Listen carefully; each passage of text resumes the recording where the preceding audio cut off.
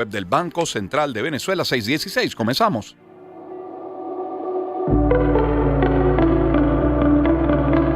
Lecturas que vislumbran el acontecer informativo. Con Román Losinski. Son las 6:16 de la mañana. Comencemos este recorrido con el tema político. Confirmado nos tiene que este fin de semana la ONG Foro Penal informó de 48 detenidos que por razones políticas habían sido, 48 detenidos por razones políticas, ahora sí, que habían sido excarcelados con medidas sustitutivas de libertad.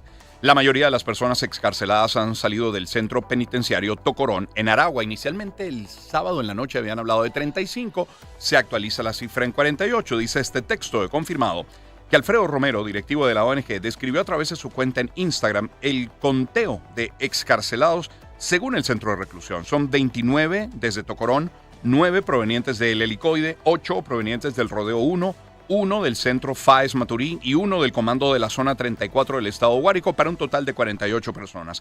Se espera que Foro Penal dé más detalles sobre estas liberaciones cautelares de personas que se encuentran recluidas en centros penitenciarios del país por razones políticas. Luego del acuerdo alcanzado este viernes, se comentó que la cifra total de excarcelados podría llegar a 80 personas. De eso estaremos conversando en nuestro programa el día de hoy, cuando conversemos con Pedro Pablo Peñalosa, Ali Daniels, ojo, una entrevista que grabamos el día de ayer y que vamos a colocar para ustedes, por lo que la cifra con la que hicimos la entrevista todavía era de 35, no de 48, pero eso lo pueden escuchar a partir de las 7:40 de la mañana. Ahora, Jorge Rodríguez aseguró que los contactos que llevaron a la liberación de 252 migrantes venezolanos presos en El Salvador a cambio de la excarcelación de estos detenidos por razones políticas y de 10 estadounidenses detenidos en Venezuela se dieron entre Venezuela y Estados Unidos y jamás con el presidente salvadoreño Nayib Bukele. Dice, las negociaciones solamente fueron con los Estados Unidos de América, eso lo dijo Rodríguez. Mencionó también que habían estado en conversación con opositores, Stalin González, con Timoteo Zambrano y con Vicente Díaz. Es una nota de F. En el Nacional leemos que el partido Nuevo Tiempo manifestó su satisfacción ante el reciente regreso de 252 venezolanos que se encontraban detenidos en El Salvador, así como el regreso de varios niños a sus hogares. El partido celebró la liberación de venezolanos considerados detenidos por razones políticas, como Carlos Chancellor, Ricardo Esteves, Jordan Cifuentes, Carlos Graterol, Gregorio Graterol, Williams Dávila y Ángel Aristimuño. Entre tanto, Primero Justicia manifestó también su solidaridad con la familia que celebra el reencuentro con los seres queridos que estuvieron detenidos. Y en Mundo Verde tenemos que familiares de migrantes venezolanos están a la espera del reencuentro con los jóvenes que permanecieron detenidos en El Salvador. Este reporte lo tiene Ramón Vélez. Señala que las gestiones del gobierno nacional fueron claras y precisas para concretar la liberación de sus parientes, quienes estaban desde marzo detenidos en una cárcel de máxima seguridad en El Salvador tras su deportación de los Estados Unidos. Miguel Olivera, familiar de migrante, 12:45 del mediodía. Están organizados por Estado, cada quien está organizado, pero sin la ayuda del presidente Nicolás Maduro, Jorge Rodríguez y Diosdado Cabello, Elsi y Camila Sá, no hubiésemos hecho nada. Tras el regreso de los 252 connacionales al país desde El Salvador, las reacciones políticas no se han hecho esperar. Una de ellas es la del dirigente político Henry Falcón, quien sostuvo que fue un error que estas personas fueran sometidas a tratos inhumanos tras su expulsión desde los Estados Unidos. Henry Falcón, dirigente político en el estado Lara, 10 de la mañana. Que hayan regresado nuestros muchachos, así como han regresado muchos de otros países, a su país, oye, demanda de nosotros un reconocimiento a ellos por su constancia, por su valentía, por su resistencia, etcétera. Bienvenidos a Venezuela. Se espera que durante el inicio de la próxima semana, los connacionales que regresaron desde El Salvador comiencen a retornar hasta sus hogares. Y a través de un comunicado publicado en redes sociales, el Comando con Venezuela señaló que aún faltan 1,000 detenidos por razones políticas que liberar de las cárceles del país, cita textual. En ese comunicado agregan que las familias venezolanas hoy sienten un alivio inmenso al poder reencontrarse con sus seres queridos luego de meses, incluso años. Sus historias son testimonio de resistencia y sus liberaciones son también fruto del esfuerzo persistente de sus familiares, organizaciones de derechos humanos y aliados internacionales. Cita textual para este comunicado del Comando con Venezuela. Ahora, en tal cual leemos que el Comité de Derechos Humanos de 20 Venezuela, el Instituto CASLA, y dirigentes sindicales denunciaron la detención de al menos 12 personas, entre ellos militantes políticos y trabajadores de las empresas básicas. 20 Venezuela reclamó el arresto de Manuel Enrique Ferreira, jefe del Comando con Venezuela en Lara. La organización señaló que 7 de sus coordinadores han sido arrestados hasta la fecha y al menos 12 personas en las últimas horas. Pasemos al tema económico. Insisto, tendremos a Pedro Pablo Peñalosa y a Lee Daniels a partir de las 7:40 de la mañana hablando de estas liberaciones, de estas negociaciones. Pero hay otra cosa que es noticia y la tiene como la primera nota, la más destacada Mundo UR, y es que Felipe Capozzolo fue elegido como el nuevo presidente de la Federación de Cámaras y Asociaciones de Comercio y Producción, FEDECámaras, para el periodo 2025-2027. La elección se dio en la celebración de la 81ª Asamblea Anual desarrollada en la ciudad de Valencia, en Carabobo. Por cierto que Felipe Capozzolo nos estará acompañando a las 7 de la mañana en minutos. Estará dando lo que entiendo será la primera entrevista como presidente ahora de FEDECámaras. En la primera vicepresidencia le acompañará Tiziana Polesel. Como segundo vicepresidente estará Rafael Trejo y la tesorería será responsabilidad de Celso Fantinel. Ojo, todos de la plancha de Luigi Pizzella, quien se disputaba la presidencia con Capozzolo. Se hizo un llamado desde FEDECámaras a la unidad del gremio, del movimiento empresarial y la unidad de este país. Capozzolo agradeció a Pizzella porque, cito, gracias a ti he sacado lo mejor de mí, parte de lo que soy te lo debo a ti. Pidió confianza y unión a los agremiados. Dice, tenemos trabajo, vamos a juntar las manos y a trabajar. Repito, Felipe Capozzolo estará con nosotros a las 7 de la mañana. Tiziana Polesel, nueva primera vicepresidenta de FEDECámaras, destacó que esa asociación civil tiene como principal propósito hacerse oír y para ello está obligada a sentarse con quienes tienen el poder para resolver los problemas. Lo tiene el impulso. Según Polesel, estamos convencidos en que tenemos un legado de 81 años y es nuestro deber darle continuidad a los principios de libertad, democracia y libre iniciativa. Sobre la soberanía, sostiene, la defendemos cada vez que defendemos la propiedad privada. La defendemos cada vez que hacemos un llamado a cualquier intento que lesione lo que es ese sentido de principio sagrado de la propiedad privada. Cita textual para Tiziana Polesel. Enhorabuena. En Banca y Negocios leemos, y cambiando de tema, que el economista Leonardo Buniac estima que la capacidad patrimonial del sistema bancario venezolano puede permitir una expansión del crédito bancario de casi 19,000 millones de dólares sin caer en problemas de insolvencia financiera. Durante una intervención en la 81ª Asamblea Anual de FEDECámaras, Buniac subrayó que el problema es que la materia prima para que los bancos aprueben más créditos no existe, porque esa liquidez está represada en el Banco Central de Venezuela. Hay que buscar un gran consenso entre FEDECámaras, la Asociación Bancaria de Venezuela y el Gobierno Nacional para avanzar en un acuerdo e incrementar el crédito bancario. Esto lo dijo Leonardo Buniac, repito, desde esa Asamblea de FEDECámaras. Y el sector naviero de Falcón ve favorable una reanudación de conexiones vía ferry con las islas Aruba, Bonaire y Curazao. El reporte lo tiene desde Falcón Douglas Durán. El empresario naviero Juan Díaz aseguró que de darse el intercambio comercial con la ruta de ferry, el impacto económico que esto generaría sería provechoso para la economía de la región falconiana, tal como ocurría hace unos años atrás. Juan Díaz, empresario naviero. Retomar la conexión vía marítima a través de un ferry con las islas ABC es de un impacto altísimo. Recuerda que nosotros antes teníamos esa línea, esa conexión marítima y se perdió en el tiempo, y retomarla sería un avance muy importante para el desarrollo de la península, dado que va a generar un incremento en el intercambio comercial a través de las rutas marítimas entre las islas ABC y los puertos del estado Falcón. Hace semanas la empresa naviera Corferry manifestó su interés de activar una ruta en la región falconiana y no descartó la posibilidad de habilitar en un futuro una conexión vía ferry entre Falcón y Curazao.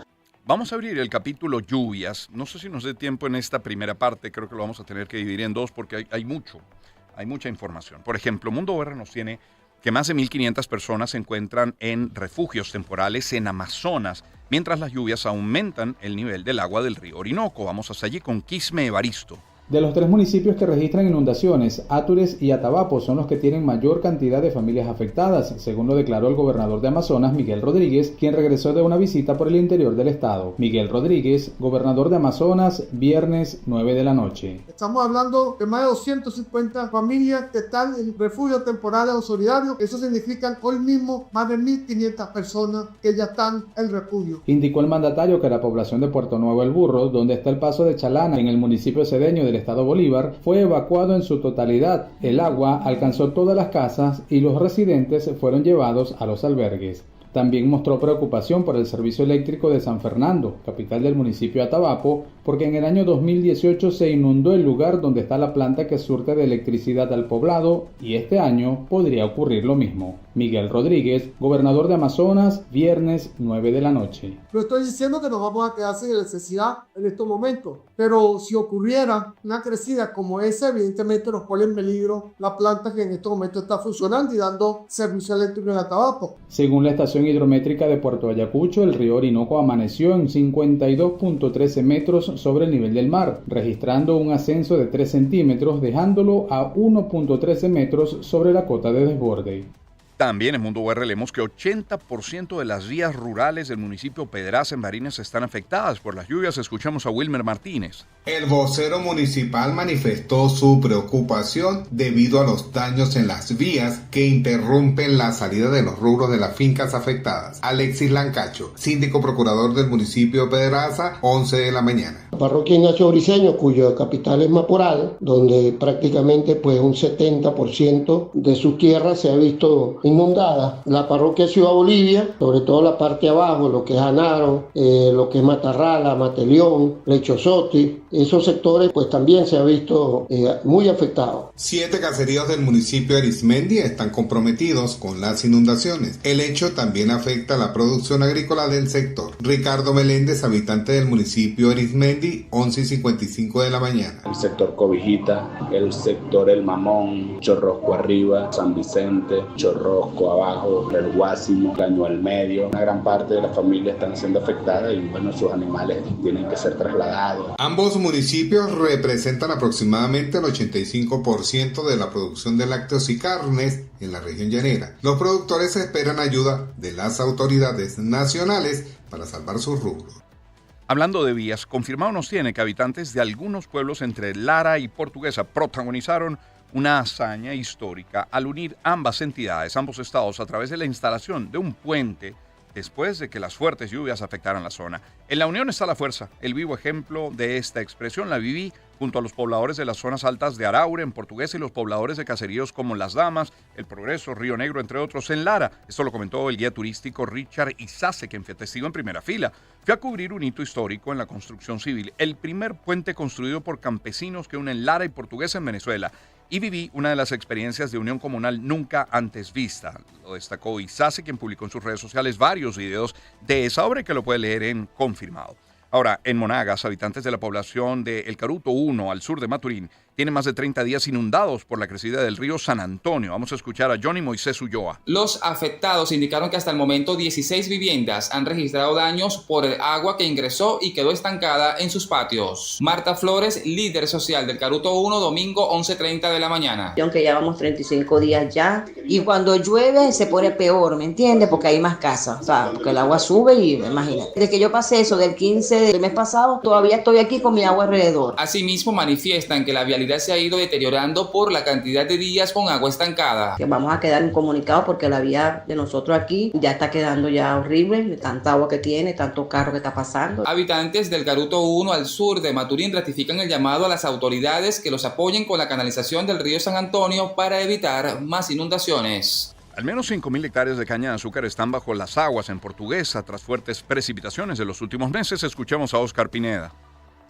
El presidente de la Federación Nacional de Asociaciones de Cañicultores de Venezuela, José Ricardo Álvarez, señaló que Guanare es la zona más afectada por las inundaciones. Sábado, 8 de la mañana. Nosotros hemos hecho una cuantía de las cañas que están inundadas, sobre todo en la zona, en los municipios de Papelón y Guanare, de la ciudad de Guanare. Allí son unas zonas muy bajas y se tiene aproximadamente un cálculo de que pudiera haber 5.000 hectáreas bajo agua. Pero indudablemente que la caña de azúcar es un cultivo fuerte, noble. Una vez que bajen las aguas, esas cañas van a estar allí, pero indudablemente no van a rendir lo mismo que pudieran haber rendido si esa inundación no hubiesen estado. También explicó que las inundaciones le impiden a los campesinos hacer el mantenimiento del cultivo. Sábado, 8 de la mañana. Pero no solamente la inundación ha afectado, sino que la lluvia día a día consecuente, que no ha parado, en más o menos un periodo de 2 meses, ha caído lo que comúnmente cae en 6 meses, en cuestiones de lluvia. Y eso es muy difícil, empezando para hacer labores, mantenimiento del cultivo,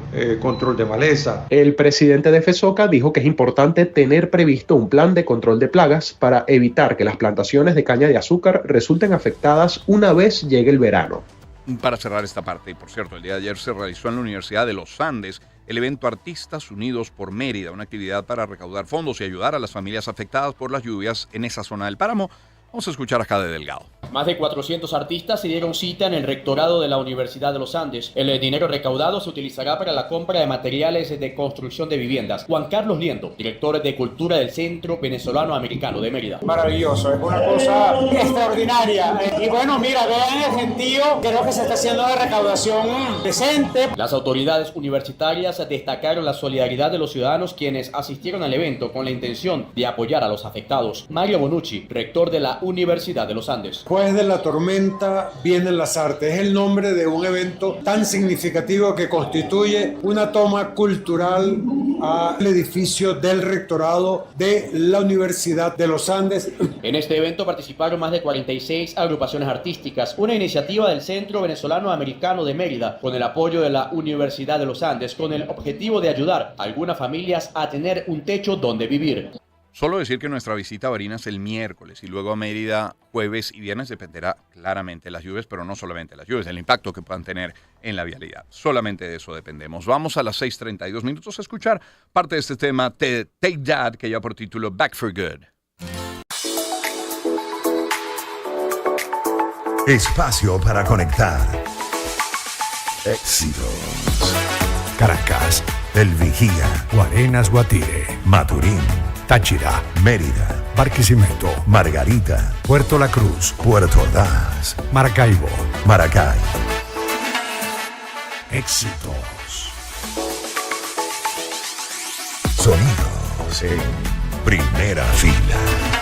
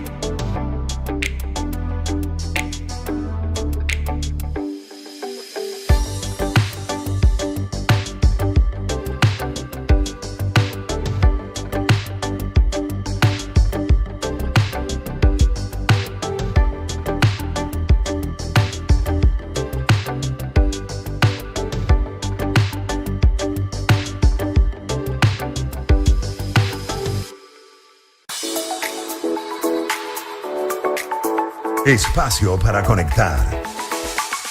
Éxitos. Caracas, El Vigía, Guarenas, Guatire, Maturín, Táchira, Mérida, Barquisimeto.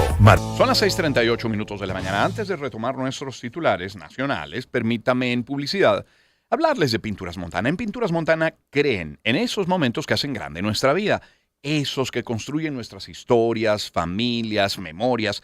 Montana ha pintado cientos de paredes, miles de hogares, millones de vidas, pero más que eso, ha pintado tus grandes momentos. Y ahora sí, es verdad, es cuando queda por seguir pintando futuro, ideas, historias. Pinturas Montana pinta lo importante. Pintamos tu vida. Pinturas Montana, tecnología del color. Y la felicidad se ve de diferentes formas, así como una deliciosa redondita, rellenita de Renata. Ahora más crujientes, las únicas con doble chocolate, es decir, galleta de chocolate con cremita de chocolate. Encuéntralas también rellenas de vainilla y de fresa. La felicidad también se ve como una súper crujiente wafer de Renata. Y, cómo no, como una rica y esponjosa torta de Renata. Así, así, así. Y todas son de Renata porque la felicidad incluye Renata. Síguelos en @productosrenata. Y vamos a hablar de Grupo Leti. Les quiero hablar de esta marca que lleva más de 7 décadas innovando por la salud de los venezolanos. Y además lo hacen con humildad, con compromiso, con confianza. Su misión es clara: ofrecer soluciones farmacéuticas para mejorar la vida. Y por supuesto que estoy hablando de Grupo Leti. Con 75 años latiendo por el país, Leti maneja múltiples líneas terapéuticas y así los medicamentos esenciales están disponibles para diversas patologías. Grupo Leti, nuestro compromiso es mayor. Y detrás de la línea más grande de salsas para pastas, que es la de Osole, hay mucho más. El más tierno y delicioso maíz, que es el de Osole, ideal para un arroz, ensaladas o para sus pizzas. Prueba también los guisantes, prueba los palmitos. Disfruta con la amplia variedad de productos que Osole te ofrece. Síguelos como Osole-Foods. Osole, los sabores de la vida. Cierro hablándoles de Zoom. 49 años ya. Y Zoom se siente muy orgulloso de celebrarlos con la gente, dándoles la tranquilidad de estar en todo momento en las mejores manos. Son muchos kilómetros recorridos dentro y fuera de Venezuela con la más alta calidad en servicios como envíos, casilleros internacionales y remesas también. Zoom es ese aliado confiable, comprometido con el país y con la gente, hoy y siempre, porque nadie lo hace mejor que Zoom. Lecturas informativas con Román Losinski.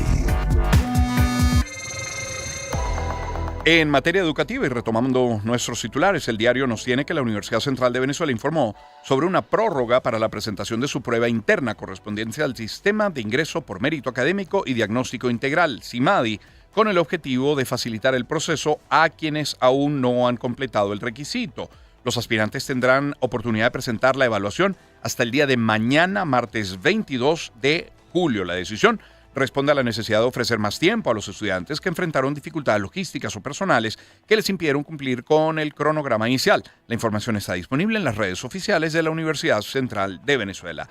Y autoridades de Trujillo reportan aumento de la matrícula escolar al cierre del año académico. El reporte lo tiene Alexander González. El jefe de la zona educativa del estado Trujillo, profesor Alexis Briceño, informó que el cierre del año escolar 2024-2025 presentó un crecimiento sin precedentes en la matrícula educativa regional. El vocero gubernamental afirmó que el año escolar inició con 151.387 estudiantes y culmina con una cifra de 160.267 escolares. Nosotros tenemos estudiantes que de inicial de educación preescolar van a primaria tienen 11.385, pero de primaria a educación media y liceo van 10.368. Tenemos un total de graduando a nivel del estado Trujillo de 9.465. El jefe de la zona educativa indicó que Trujillo ha sido el estado con el mayor número de estudiantes beneficiados para viajar a Rusia y China, al haber obtenido un promedio que oscila entre los 17 y 19 puntos promedio. Y en materia de servicios, Crónica 1 nos tiene que en octubre de 2009 el gobierno venezolano implementó un cronograma de racionamiento como medida transitoria para enfrentar la sequía. Actualmente, 45,6% de los hogares de las familias padecen la intermitencia en el suministro por tuberías, según la encuesta de hogares de Venezuela en 2024. Expertos aseguran que para que el servicio vuelva a la normalidad en unos 5 años, se necesita ejecutar grandes obras de ingeniería. De lo contrario, el problema seguirá agravándose. José María de Viana, expresidente de Hidrocapital, afirma que aunque el racionamiento comenzó oficialmente en 2009, los problemas ya venían desde el año 2000, cuando se dejaron de aplicar las labores de operación, reparación y mantenimiento del sistema. Y una nota más la tiene El Estímulo. Venezolario es el juego de palabras sobre la cultura venezolana que ha ganado popularidad a través de las redes sociales. La creadora de contenido Katy Kanzler, cofundadora del juego, reveló que una de las razones detrás de la creación de la aplicación móvil fue su vínculo con las costumbres venezolanas, a pesar de formar parte de una comunidad relacionada a la cultura alemana. De hecho, debe estar todavía en YouTube nuestra conversación con ella. Ella formó parte de aquella sección nuestra, Arrobas de Culto. Bueno, con Katy Kanzler conversamos en alguna ocasión tan agradable, tan divertida. Es un juego para recordar y vacilarnos nuestras palabras y expresiones, dijo Kanzler a través de redes sociales. Venezolario ha disparado su popularidad, alcanzando el número 1 en descargas en las tiendas de aplicaciones Play Store y App Store. El texto completo en El Estímulo, 643. Planeta de Naciones. Internacionales. Comencemos el recorrido internacional en América Latina. En Colombia, en la vecina Colombia, el saliente presidente del Senado de Colombia, el conservador Efraín Cepeda, hizo el domingo ante el presidente Gustavo Petro una defensa de la separación de poderes en su discurso de despedida antes de la instalación del nuevo periodo ordinario de sesiones del Congreso. Lo tiene F. Cepeda, opositor a Petro, afirmó que no existe nada más peligroso para una república que la imposición de una sola narrativa. Señaló que en el anterior periodo legislativo tuvieron que levantar la voz sin estridencias, pero con firmeza para recordar a la nación que el Congreso no es una institución decorativa. Y bueno, la Coordinadora Nacional del Ejército Bolivariano, una disidencia de las antiguas FARC, entregará 13 toneladas de material de guerra al gobierno colombiano para que los destruya en los departamentos sureños de Nariño y Putumayo, según informaron este sábado fuentes oficiales.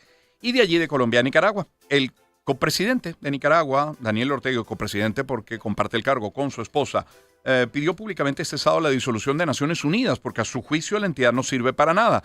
Ya Naciones Unidas no sirve para nada, hay que refundarla y refundarla significa que desaparezca. Esto lo dijo en un discurso durante el acto central del aniversario número 46 de la Revolución Sandinista, celebrado en la Plaza de la Fe en Managua y transmitido por televisión.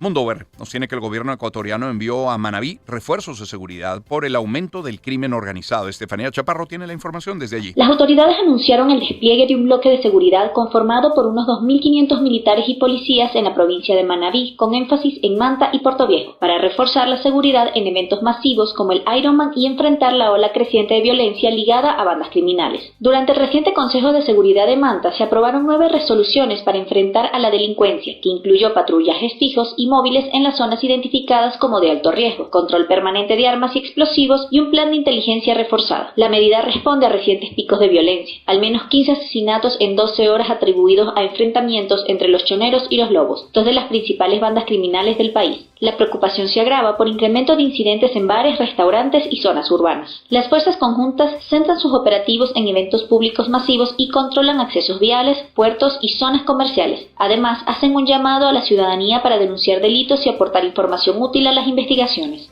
Por cierto que el Comité Local de Operaciones de Emergencias de Ecuador declaró el domingo en emergencia al municipio de Playas, en el suroeste, tras el asesinato de al menos 9 personas en un ataque armado a un local perpetrado el día sábado. Es información de la agencia France Press. Y en F leemos que el narcotraficante y líder criminal más peligroso de Ecuador, José Adolfo Macías Villamar, alias Fito, se convirtió este domingo en el primer extraditado desde el país a Estados Unidos, luego de eliminarse el año pasado mediante referéndum la prohibición de aceptar extradiciones que existía en la Constitución vigente. Por cierto, que se declarará no culpable, según su abogado Alexei Schaut. En este caso es información de la AFP. Y bueno, de Ecuador vamos a Perú, la fiscalía de ese país. Y son 2 polos de la noticia. Los 2 titulares que tenemos de Perú, mire qué distintos son. Por una parte, la fiscalía de Perú inició una nueva investigación preliminar contra la presidenta Dina Boluarte por presunta financiación ilegal de organizaciones políticas durante la campaña electoral en la que resultó elegida vicepresidenta en 2021, en los comicios que ganó Pedro Castillo, según reveló este domingo el programa televisivo Panorama. Eso por una parte. Ahora, un escuadrón de la policía de Perú, con un agente disfrazado del popular personaje de El Chapulín Colorado. Esto es serio, repito, esto lo tiene la agencia France Press. Un escuadrón de la policía de Perú, con un agente disfrazado de Chapulín Colorado, capturó a presuntos miembros de una banda dedicada al microtráfico de drogas en un operativo en el norte de Lima. Lo informó el viernes el jefe del Escuadrón Verde de la Policía Nacional de Perú, Pedro Rojas. Escuche. Estas estrategias de mimetización que empleamos en las operaciones policiales de intervención, pues nos trae grandes resultados y éxito en la misión. ¿Por qué? Porque estos personajes pues inspiran confianza en la población, así como en la persona que va a ser intervenida y detenida. No contaban con mi astucia. Vamos a Brasil. La policía de Brasil allanó la casa y la sede política de Jair Bolsonaro en la madrugada del viernes, además de registrar las propiedades, ordenar al expresidente usar una tobillera electrónica, prohibirle hablar con funcionarios extranjeros o acercarse a embajadas, así como el uso de redes sociales. Esto lo tiene CNN. Allí también leemos que el Departamento de Estado de Estados Unidos anunció el viernes restricciones de visa para el juez de la Corte Suprema de Brasil, Alexandre de Moraes, y un número no especificado de otros funcionarios judiciales acusándolos de llevar a cabo una caza de brujas política contra Bolsonaro. Y el presidente de Brasil, Lula da Silva, rechazó duramente este sábado la revocatoria de las visas estadounidenses en el caso por intentona golpista contra el exmandatario Jair Bolsonaro, aliado del líder de la Casa Blanca, Donald Trump. Vamos a Estados Unidos, de hecho. 56% de los estadounidenses desaprueba la gestión migratoria del presidente Donald Trump, cuyos niveles de popularidad han caído hasta 42%, según reveló una encuesta de la cadena CBS publicada este domingo, cuando se cumplen 6 meses del segundo mandato del republicano. Ahora, el gobierno de Trump desmintió el viernes la posibilidad de una amnistía para los migrantes indocumentados y señaló que tampoco aceptará un proyecto de ley aprobado por el Congreso en ese sentido.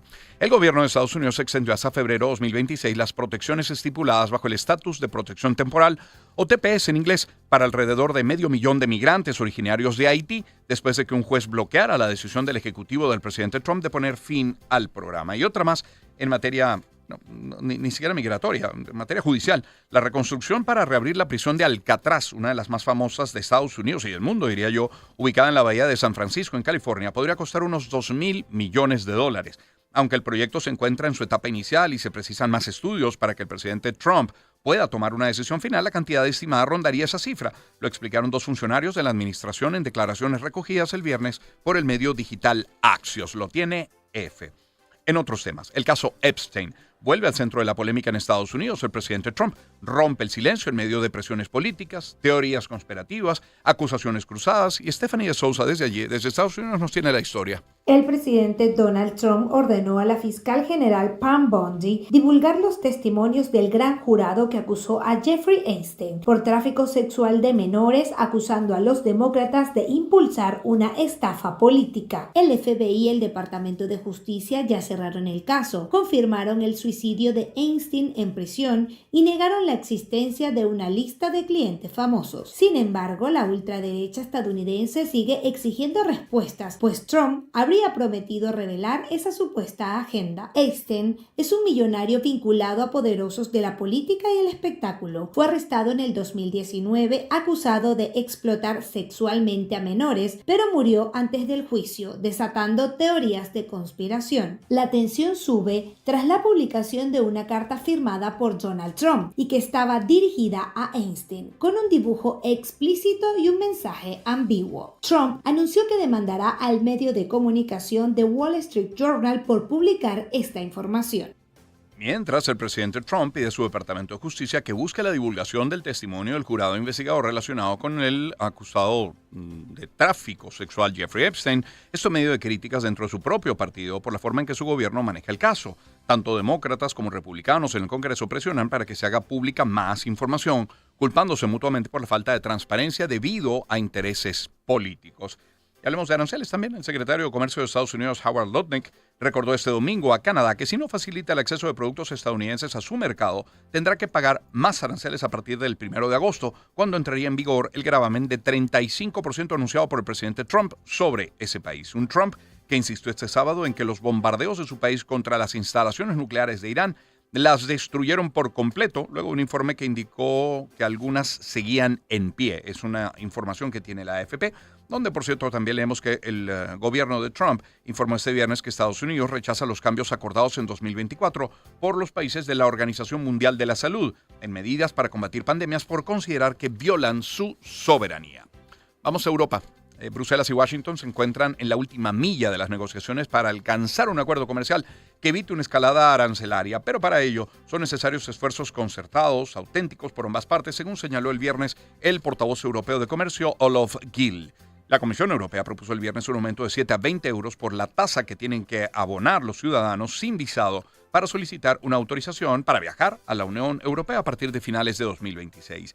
Específicamente en España, el presidente del gobierno, Pedro Sánchez, ha defendido la democracia como el mejor camino para la paz y la cohesión social en una columna que publica este domingo el periódico chileno El Mercurio, firmada conjuntamente por el presidente de Chile, Gabriel Boric, el presidente de Brasil, Lula da Silva, el presidente de Uruguay, Yamandu Orsi, y el presidente de Colombia, Gustavo Petro, todos de izquierda. Es una nota de Europa Press. Mientras que en Euronews leemos que una encuesta del Instituto Allensbach revela que 52% de los alemanes se opone a ilegalizar la AfD, este partido de ultraderecha. El rechazo es mayor en el este del país. La mayoría prefiere el debate político a la prohibición del partido ultraderechista clasificado como amenaza extremista. Y países de la Unión aprobaron este viernes el 18º paquete de sanciones a Rusia por su guerra contra Ucrania, después de que el gobierno eslovaco haya levantado el veto que mantenía por la prohibición de comprar combustibles fósiles rusos a partir de 2028. Lo que nos lleva a esa zona de conflicto. Rusia lanzó más de 300 drones y más de 30 misiles hacia distintas ciudades de Ucrania durante la noche y la mañana del sábado, matando al menos a una persona e hiriendo a varias más, según ha declarado el presidente de Ucrania, Volodymyr Zelensky. Por su parte, el de Rusia, Vladimir Putin, recibió este domingo en Moscú a Ali Larijani, estrecho asesor del líder supremo de Irán, para hablar del conflicto en Medio Oriente y el programa nuclear iraní, según indicó el Kremlin. Ucrania, que propuso a Rusia una nueva ronda de conversaciones de paz la próxima semana, según declaró el presidente Zelensky. Por su parte, Putin está dispuesto a avanzar hacia un acuerdo de paz con Ucrania, lo dijo el domingo el portavoz del régimen de Moscú, Dmitry Peskov. Sin embargo, la principal meta del Kremlin es alcanzar todos sus objetivos militares, según matizó.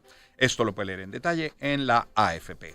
De allí nos vamos a Medio Oriente. El portavoz del ministro de Interior sirio, Nureddin al-Baba, anunció este domingo el fin de los enfrentamientos en Sveida tras varios intentos fallidos de tregua. El primero de ellos, el 17 de julio, no se cumplió. Finalmente, el sábado se anunció un cuarto alto al fuego, esta vez mediado por Estados Unidos. El objetivo del acuerdo es volver a desplegar las fuerzas de seguridad interior de la provincia para asegurar la propiedad pública y privada, garantizar la seguridad de los civiles, supervisar la retirada de los combatientes tribales que se enfrentaban a los grupos al margen de la ley, permitir en la entrada de la ayuda humanitaria de Sveida y garantizar un paso seguro para los civiles que quieren abandonar la provincia.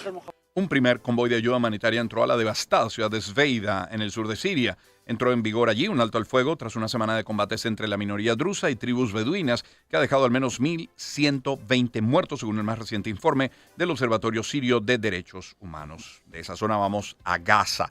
Defensa Civil de la Franja de Gaza afirmó el domingo que más de 70 palestinos murieron y decenas resultaron heridos por disparos israelíes cerca de centros de distribución de ayuda humanitaria en el norte y en el suroeste del territorio palestino, devastado por la guerra también. Vinieron 4 camiones y corrimos hacia la harina y entonces empezaron a disparar y algunos resultaron heridos y cayeron al suelo y algunos murieron y el tiroteo fue intenso y los mártires estaban en el suelo. Y de hecho en AFP se lee que la Agencia de Naciones Unidas para los Refugiados Palestinos denunció este domingo a través de su cuenta en X que las autoridades israelíes están matando de hambre a los civiles en Gaza. Entre ellos hay 1 millón de niños. Levanten el asedio, permitan que la Agencia de Naciones Unidas para los Refugiados Palestinos traiga alimentos y medicinas. Esto lo instaron a 4 meses y medio del bloqueo de suministros impuesto por Israel. Y la pequeña Razan Abdu Zaher, de 4 años, perdió la vida el domingo. Murió en un hospital en el centro de Gaza por complicaciones derivadas del hambre y la desnutrición, según informó una fuente médica. Al menos 86 niños han muerto por desnutrición en Gaza desde octubre de 2023, así como 10 adultos, según el Ministerio de Salud palestino. La Organización Mundial de la Salud ha señalado que la mayoría de estas muertes han ocurrido desde que las autoridades israelíes impusieron ese bloqueo a inicio de marzo del año 2025. 2 notas más. El Papa León XIV solicitó el viernes al primer ministro de Israel, Benjamín Netanyahu, un alto al fuego y el fin de la guerra en Gaza, así como protección a los lugares de culto y a los fieles en una llamada telefónica un día después del bombardeo a la única parroquia católica de la Franja de Gaza. El Papa pidió al mundo que no se justifica el castigo colectivo que sufre la población civil en Gaza, ni su desplazamiento forzoso, e instó a protegerla con el respeto del derecho humanitario. Se refiere a la Franja de Gaza. Son las 6:57 de la mañana. Un poco más adelante compartiremos los titulares deportivos. Recuerde que a las 7 estaremos conversando con el presidente de Fede Cámaras, con el empresario Felipe Capozzolo, e inmediatamente después, estamos hablando 7:40 de la mañana, estaremos conversando una entrevista que grabamos el día de ayer con Pedro Pablo Peñalosa y con Ali Daniels a propósito del canje de detenidos entre Venezuela y Estados Unidos, aquellos que estaban en El Salvador, la liberación también de algunos venezolanos que se cifran hoy en 48, podrían ser 80, de acuerdo a información de algunos medios en nuestro país. 6:58, permítame en publicidad hablarles de los camiones Fotón. Mire, si su empresa necesita versatilidad, eficiencia para superar los retos del día a día en Venezuela, Fotón trae la solución con nuevas pick-ups de gasolina perfectas para el transporte de carga o de pasajeros. Estas pick-ups se adaptan a las necesidades con disponibilidad inmediata, además respaldada con un amplio stock de repuestos y garantía también. Descubre por qué Fotón es la marca de confianza que impulsa el progreso en Venezuela. Conoce todos los detalles y modelos en fotonvzla.com.